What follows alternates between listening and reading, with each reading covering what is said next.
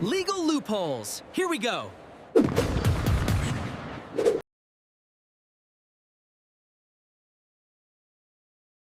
Walk through a subway station in Seoul's Gangnam district, and you'll see something you won't see almost anywhere else on Earth. Wall after wall of massive before and after plastic surgery ads, smiling faces next to giant photos of noses, jawlines, and eyes stretched across entire platforms.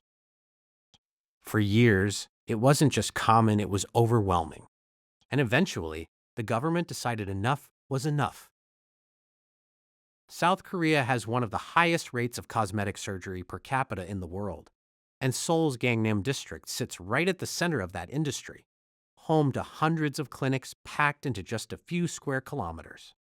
At Apgujeong subway station, right in the heart of Gangnam, roughly half of all the advertising space at one point was dedicated entirely to plastic surgery, nose jobs, facelifts, and every nip and tuck imaginable, plastered across trains, platforms, and bus stops.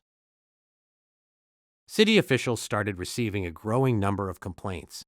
Citizens said the sheer volume of ads was promoting an unhealthy obsession with appearance, and that some of the before and after images being used were genuinely disturbing to look at in a public space people couldn't simply choose to avoid every single day on their commute. So Seoul introduced real regulations.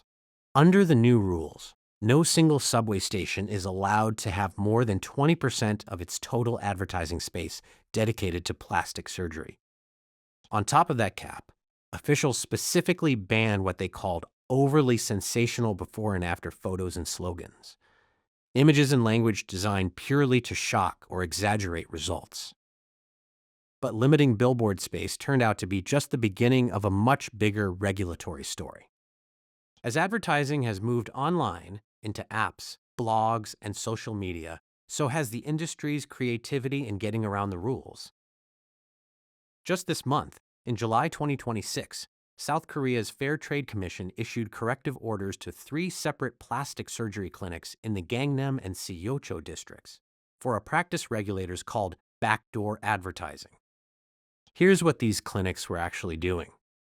They recruited models through a formal application and screening process, signed advertising contracts with them, and then had those models write glowing surgery reviews on beauty apps and internet forums, without ever disclosing that the reviews were paid promotions. Some clinics even held a deposit from the models, only returning it once every promised review had been posted exactly as instructed, right down to specific word counts and required before and after photos. Investigators found the clinics involved were frequently advertised and prominently featured across major online portals, which only made the fake reviews more visible and more convincing to potential patients. To the average person scrolling online, these look like genuine independent patient reviews. In reality, they were scripted advertising, dressed up to look like word-of-mouth trust. The Fair Trade Commission ruled this violated South Korea's Fair Labeling and Advertising Act, a law that specifically prohibits advertising designed to deceive or mislead consumers. Officials were direct about why this mattered. Patient reviews are one of the single biggest factors people weigh when choosing a clinic for a procedure, so faking them isn't just misleading, it can directly shape a serious medical decision. The regulator didn't stop at just the advertising side either. It also flagged the case to South Korea's Ministry of Health and Welfare, pointing to possible violations of the Medical Service Act, the law governing how medical providers are allowed to advertise their services in the first place. That's 2 separate legal frameworks, one covering deceptive advertising broadly and one specifically governing medical practice, both potentially triggered by the same scheme. And the story keeps evolving even further. With the rise of generative AI, regulators are now confronting an entirely new problem. Ads and reviews that aren't just misleading, but aren't even real people at all. Clinics and marketers have started using AI-generated before and after images, and even fabricated patient endorsements, sometimes purchased for as little as $7 to $22 per image on freelance platforms. No photo shoot, no actual patient, no real procedure behind any of it.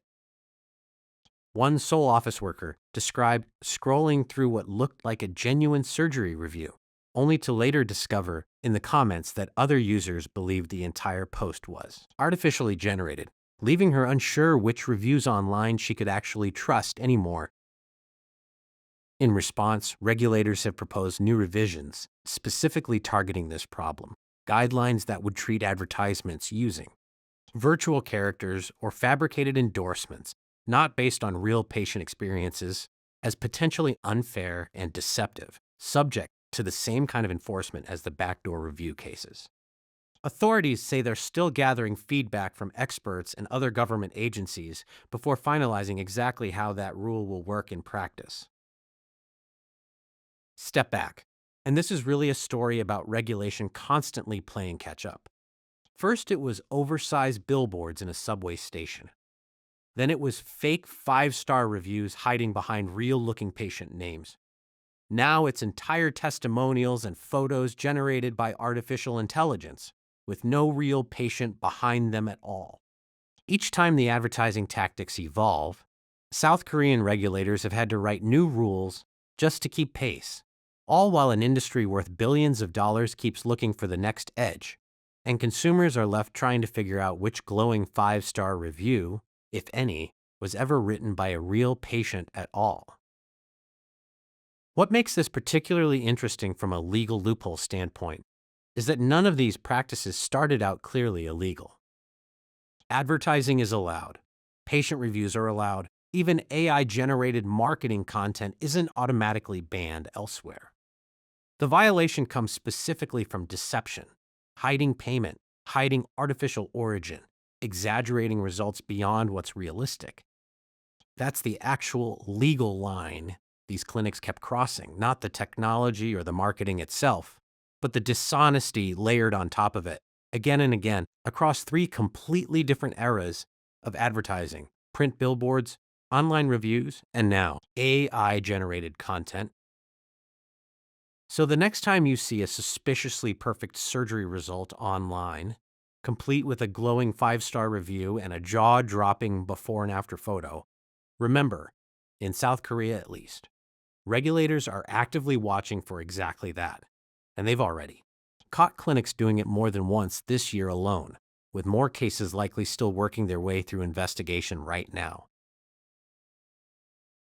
If you enjoyed this story, subscribe to Legal Loopholes for more real laws and legal loopholes from around the world. Drop a comment and tell us if you've ever spotted a fake review online. We might cover it next. See you in the next video.